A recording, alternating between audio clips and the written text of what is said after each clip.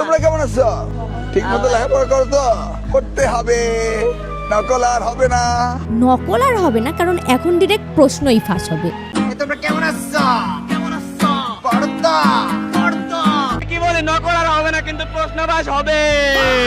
24-এ ছিলাম রাজাকার, যত রাজাকারের বাচ্চারা নাতিপুতি হলো বেদাবি, তাই না? 26-এ ফার্মের মুরগি। তো ফার্মের মুরগি। দেখো, এইচএসসি শিক্ষার্থীদের উদ্দেশ্যে আমি শুধু একটা কথাই বলবো, যে বই টই সব ফিক্কা মারো আর সাঁতার শেখো। কারণ তোমাদের মিলন আঙ্কেল এই অবস্থাতেও পরীক্ষা নিয়েই ছাড়বে। বাবা সিগমা মেল।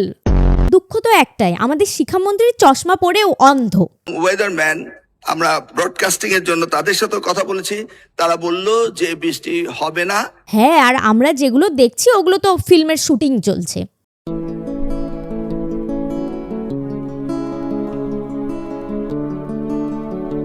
যে দেশের সরকারি অন্ধ সে দেশের শিক্ষামন্ত্রীর কাছে আর কি বা এক্সপেক্ট করা যায়। এত যে বন্যার ভিডিও ভাইরাল হচ্ছে, কিন্তু আমাদের শিক্ষামন্ত্রীর কথা অনুযায়ী বাংলাদেশে কোথাওই দুর্যোগ হচ্ছে না। দুর্যোগ শুধু হচ্ছে কুমিল্লায়। সারা বাংলাদেশে আমরা ডিসিদের সাথে কথা বলেছি, তারা বলেছে যে কোথাও পরীক্ষার কোনো রকম দুর্যোগ ঘটেনি, একটি শুধু কুমিল্লা মহিলা কলেজে ঘটেছে। তাহলে এগুলো কি? যে বাসার সামনে এত পানি রাফসানকে জাস্ট নৌকা দিয়ে পরীক্ষা দিতে যাইতে হইতেছে। আমরা এসে কোনো কোশ্চেন তৈরি করতে পারিনি, বিগত গভর্নমেন্টের যে মডারেটর ছিল তারাই কোশ্চেন করেছে। সব দোষ নন্দ ঘোষ। আপনি জানেন যে কোশ্চেন মডারেট করতে হলে এই প্রক্রিয়াটি 2 বছর আগে থেকে শুরু করতে হয়। মানে তার কথা অনুযায়ী কোশ্চেন করতে 2 বছর সময় লাগে। মাননীয় স্পিকার, আমরা দায়িত্ব পেয়েছি মাত্র 4 মাস। বন্ধুরা, মানুষের আসলে 3টা হাত, ডান হাত, বাম হাত, অজুহাত। 4 মাসে নাকি কোশ্চেন করা যায় না। একটি জায়গায় শুধু কুমিল্লা সরকারি মহাবিদ্যালয় আমরা নির্দেশ দিয়েছি যে পরীক্ষা বিলম্বতে শুরু করার জন্য। দেখো, এক্সাম কিন্তু লেটে শুরু হয়েছে শুধু কুমিল্লার শিক্ষার্থীদের জন্যই, অন্য শিক্ষার্থীদের জন্য না। বৃষ্টি বাদলের কারণে আমি সময় মতো পরীক্ষার হলে উপস্থিত হতে পারিনি, এই জন্য আমাকে পরীক্ষা দিতে দেয় নাই। আমেরিকান মানের লেখাপড়া। তো আমি আজকে বিশ্ববাসীদের কাছে তুলে ধরতে চাই আমাদের দেশের আমেরিকান মানের লেখাপড়া। আমি স্বপ্ন দেখি আমার ছাত্রছাত্রীরা আমেরিকার মানের লেখাপড়া শিখবে, ওই মানের কারিকুলাম দেবে, ওই মানের বিশ্ব দরবারে তাদেরকে উপস্থিত করবে। সেই লেখাপড়া আমি তোমাদের দিতে চাই। আসলে বলতে গেলে আমাদের দেশে আমেরিকান মানের লেখাপড়া হয় না, আমেরিকান মানের কোশ্চেন হয়, যেখানে 8টার মধ্যে 2টা প্রশ্নই ভুল। ফিজিক্সের প্রশ্ন 6 এবং 7 এই 2টি প্রশ্ন ভুল হয়েছে। আর এত দুর্যোগ বৃষ্টি মোকাবেলা করে মাথার মধ্যে নাকি 2 ফোঁটা পানি পড়ে জ্বর আসলেই আমরা ফার্মের মুরগি। আমি এইভাবে মিটিং এ বলতেছিলাম যে এত ফার্মের মুরগি, এগুলি তো মাথায় বৃষ্টি পড়লেই জ্বর আসে। হ্যাঁ, আজকে এই ফার্মের মুরগিগুলোর জন্যই আপনি শিক্ষামন্ত্রী হতে পেরেছেন। তুমি কে আমি কে, ফার্মের মুরগি। আর আমাদের নিজেদের যৌক্তিক দাবি নিয়ে আন্দোলন করলেই আমাদের উপর করা হয় লাঠিচার্জ।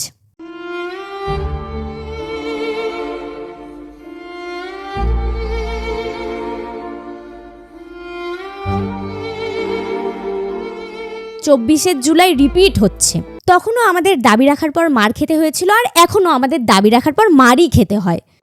বন্যায় শিক্ষার্থীদের বই খাতা ভিজে যাচ্ছে, একদিন পরপর এক্সাম অ্যাটেন্ড করতে সে নিজে ভিজে যাচ্ছে। কোমর পর্যন্ত পানি পার করার পর 3 ঘন্টা ভেজা ইউনিফর্ম নিয়ে যখন সে এক্সাম দিচ্ছে, তখন তার যে মন মানসিকতাটা সৃষ্টি হবে সেটা তুমিও বুঝতে পারবে না, আমিও বুঝতে পারবো না। বুঝতে শুধু সেই পারবে। একজন মানুষ তো আর শখে আন্দোলন করে না। আর স্টুডেন্টদের আন্দোলনের মধ্যে কিছু কিছু আদ্দামরা বুইরা বেটা ফেসবুকের কমেন্ট সেকশনে নিজেদের ওপিনিয়ন শেয়ার করছে। বেয়াদ্দবদের পড়ালেখার দরকারই নাই, 24 জুলাই যোদ্ধা এইরকমই তো হবে। এই হলো ছাত্র আন্দোলন, শিক্ষা আর হাদির আদর্শ।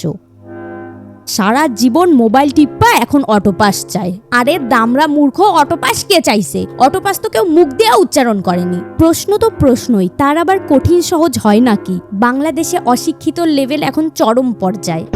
মূর্খরা গাঁজা খেয়ে নিজেদের কমেন্ট সেকশনে ওপিনিয়ন দেয়। তোমরা 13 নদীর 7 সমুদ্র পাড়ি দিয়ে গার্লফ্রেন্ডের সাথে দেখা করতে পারো, আর বৃষ্টির মধ্যে তোমরা একটু কষ্ট করে পরীক্ষার হলে যেতে পারবা না। এই সামান্য বৃষ্টির মধ্যে ভিজে বন্যার পানির মধ্যে সাঁতার কেটে 3 ঘন্টা সেই ভেজা ইউনিফর্মে পরীক্ষা দেওয়াটা এইটুকু কষ্টের।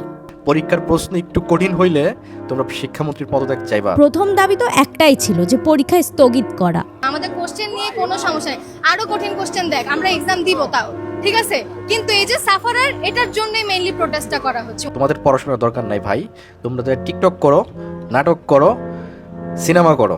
হ্যাঁ বন্ধুরা, সিনেমা চলছে, একটু সিনেমাই দেখো।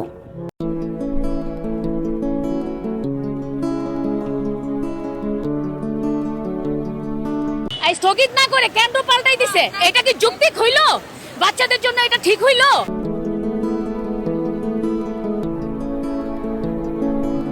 তোমাদের পড়াশোনা করার দরকার নাই, তোমরা টিকটক করো আরো বেশি বেশি।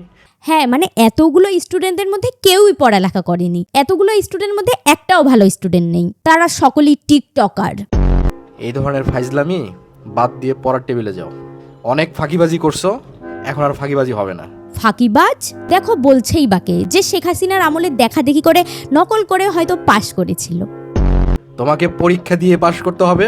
হ্যাঁ, তো আমরা কি একবারও বলেছি যে পরীক্ষা দেব না বা আমরা অটো পাস চাই? এটা বিএনপি সরকার, বিএনপি সরকার এই শিক্ষা ক্ষেত্রে কোনো কম্প্রোমাইজ করবে না। বন্ধুরা, আমাদের সমাজে না এক শ্রেণীর প্রাণী আছে যারা চাটতে হেভি পছন্দ করে, যে এই সরকার হোক তারা চাটবেই। তারা কোনটা সঠিক কোনটা ভুল সেটা নিজের চোখ দিয়ে দেখতে পারে না। এই প্রজন্ম ওই ধরনের প্রশ্ন চায়, ওই ধরনের শিক্ষার মান চায়।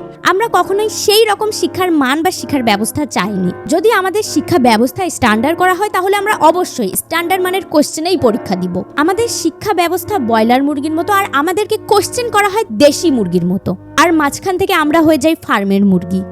ভাই আমরাও তো আমাদের সময় পরীক্ষা দিচ্ছি, আমরা একদিনে 2টা পরীক্ষাও দিচ্ছি। তাহলে আমাদের দরকার একদিনে 3টা করে এক্সাম দেওয়া, যেহেতু বিএনপি সরকারের আমল।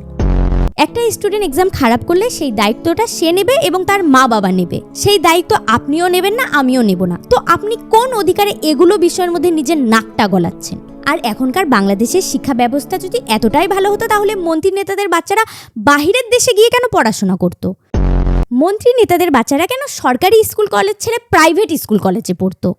ফেসবুক গুলোতে তোমরা যেভাবে কথা বলছো, যেভাবে কমেন্ট করছো, সেটা সত্যি আমাদের জাতির জন্য কিন্তু লজ্জাজনক। প্রথমত আমরা বাঙালি জাতি, তাই আমাদের মাথা খারাপ হলে মুখ দিয়ে আগে খারাপ ভাষাটা বের হয়। শুধুমাত্র শিক্ষামন্ত্রী শুধু পরীক্ষা বন্ধ করতে পারে না, সি সাহেবরা আছেন, ইউনো সাহেবরা আছেন, আবহাওয়া দপ্তর আছেন, একমাত্র এককভাবে শিক্ষামন্ত্রী সেই ডিসিশন দিতে পারেন না। মানে আমাদের বাংলাদেশের শিক্ষামন্ত্রীর এতটুকু ক্ষমতাও নাই যে সে তার কথায় এক্সাম স্থগিত করবে। স্মার্ট বাংলাদেশ। আসলে দোষটা হচ্ছে আমাদের এই জঘন্য শিক্ষা ব্যবস্থার, যার কারণে শিক্ষার্থীরা চাপে পড়ে আত্মহত্যা পর্যন্ত করে ফেলছে। এই হচ্ছে আমাদের মিলন আঙ্কেলের আমেরিকান মানের লেখাপড়ার ফলাফল। আমরা আসলে এমন একটা শিক্ষা ব্যবস্থা চাই যেখানে পরীক্ষার্থী না, শিক্ষার্থী তৈরি করাই হবে মূল উদ্দেশ্য, যেখানে জঘন্য সিলেবাস আর পড়ালেখার চাপে অন্তত কাউকে সুসাইড করতে হবে না। কত রোদে বর্তনীতে বাল্বটি ফিট করলে বাল্বটি জ্বলে উঠবে, কত ডিগ্রিতে ছাতা ধরলে আমরা বৃষ্টিতে ভিজবো না, বা কত বেগে বলটি নিক্ষেপ করলে সেটি তামিম ধরতে পারবে, এগুলো আমাদের বাস্তব জীবনে কোনোই দরকার নেই।